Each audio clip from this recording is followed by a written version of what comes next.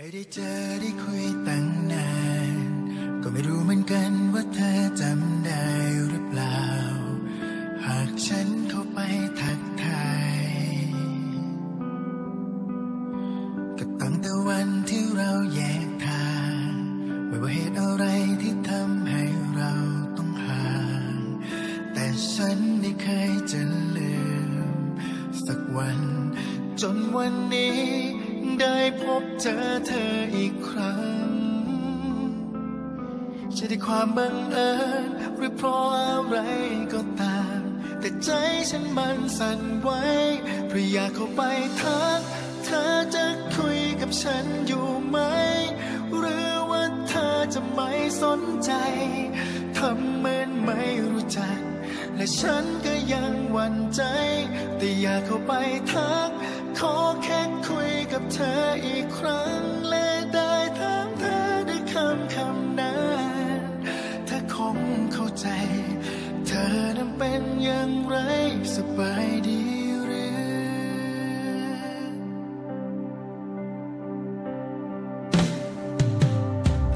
ตั้งแต่วันที่เราแยกทางไม่ว่าเหตุอะไรที่ทำให้เราต้องห่างและฉันไม่เคยจะลืมสักวันจนวันนี้ได้พบเจอเธออีกครั้งจะได้ความบังเอิญหรือเพราะอะไรก็ตามแต่ใจฉันมันสั่นไหวเพราะอยากเข้าไปทักเธอจะคุยกับฉันอยู่ไหมหรือว่าเธอจะไม่สนใจทำเหมือนไม่รู้จักและฉันก็ยังหวั่นใจแต่อยากเข้าไปทักขอแค่คุยกับเธออีกครั้งได้ถามเธอด้วยคำนั้นเธอคงเข้าใจเธอน่ะเป็นอย่างไรสบายดีหรือ